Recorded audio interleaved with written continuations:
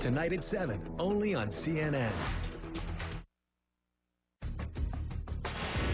Could be said that politics certainly in George P. Bush's veins. His grandfather, his uncle, they're former presidents of the United States. He's also the son of the former Florida governor, Jeb Bush. George P. Bush is here in the Situation Room right now to talk about the future of the Republican Party, his family's role in all of that. He's the co-chairman of MAVPAC. Tell our viewers what MAVPAC is. MAVPAC is a federal PAC engaged and focused on to younger professionals, mainly between the ages of 25 and 45. That feel disaffected with the economy, with opportunities for small business owners and entrepreneurs, and that are engaged in politics largely for the first time. And so, MAV standing for Maverick. That's correct. And the theory is Maverick is?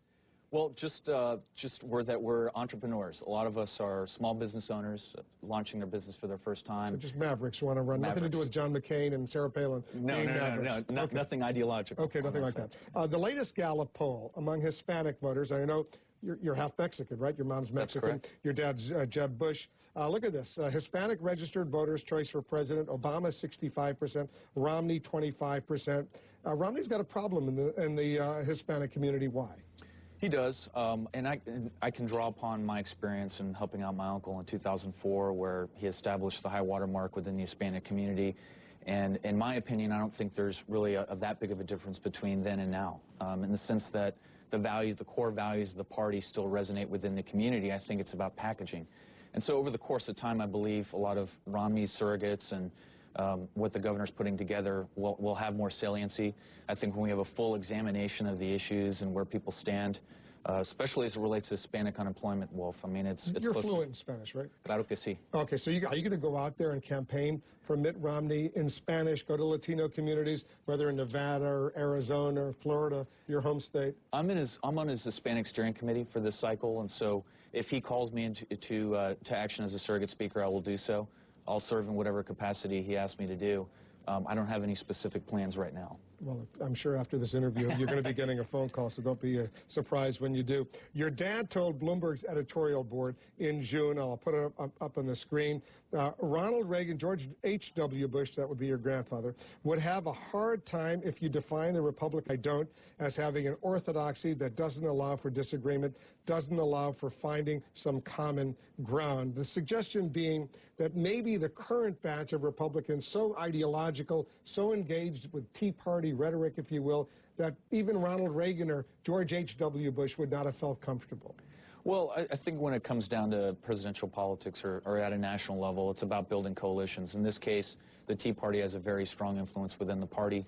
What Ronald Reagan and my dad's quoting of him, I think, refers to the big tent theory. And I'm a huge advocate of that as it relates to outreach in the Hispanic community or bringing in small business owners that sociologically may not completely agree with where the party platform stands on a lot of issues, but they're far to the right on fiscal questions. And so what I love about the party is that it's extremely diverse. And I think what my dad was trying to say is that we need to be the party that is more welcoming, that allows people from various backgrounds to come in, whether they have labels behind their name or not. When you say the party is extremely diverse, I think a lot of people would totally disagree with you on that, but we don't have to get into that right now. Your father, a very, very popular two-term governor of Florida. A lot of folks would like to see him on the ticket with Mitt Romney. Is that, you think, even within the realm of possibility? I personally don't think so, Wolf. I don't have a crystal ball. He's not being vetted right now, and he's one of the few politicians that does what he says, in the sense that he's not actively pursuing a higher office. I think he has a voice within the Republican Party as a conservative, especially as it relates to education reform, and I see him working hard on behalf of Governor Romney in some key battleground states. But like me, he's going to do whatever he can when he's called to service this fall on behalf of the governor. Because I know in Florida, especially, where he was very well liked, he would probably almost certainly guarantee Romney's carrying Florida if he were on the ticket, but you don't think that's necessarily going to happen?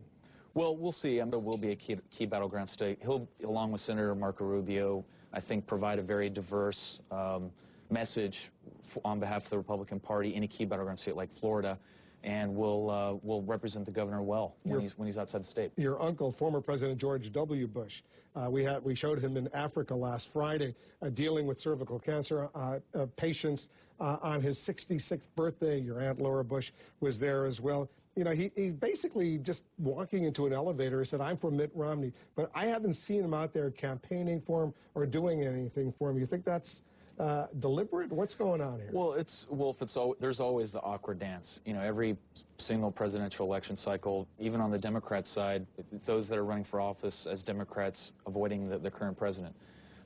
It's just one of those things where I think as an elected official, you go out there projecting your own voice. And, you know, you look at Uncle George's record in the last 4 years, really he's focused more on staying out of the realm. That was his assurance to the American people, is that he was going to honor the tradition that our presidents take on, and that's not getting involved in the fray. He's been helping people in the tsunami in Indonesia, in Haiti, now in Africa, so he's doing important work. I'm going to end this up. I'm going to show our viewers a little video. 1988. You were a little boy. Take a look at that. You probably remember the Republican convention in New Orleans in 1988. Let's see a little bit of George P. Bush. There, your family is watching you. They're very proud of you. There he is, and you're about to lead the Pledge of Allegiance.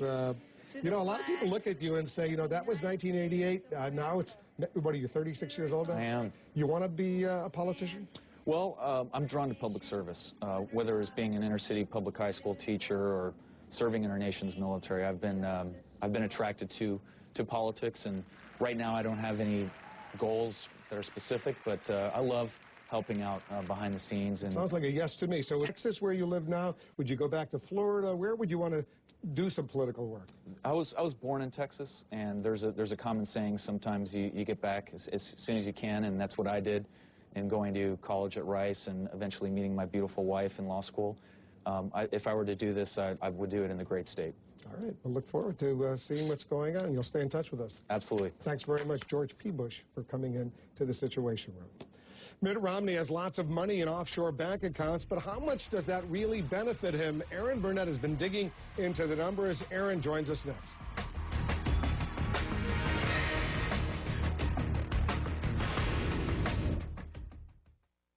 This man is about to be the millionth customer. I go ahead of you? Instead, we had someone go ahead of him and win $50,000.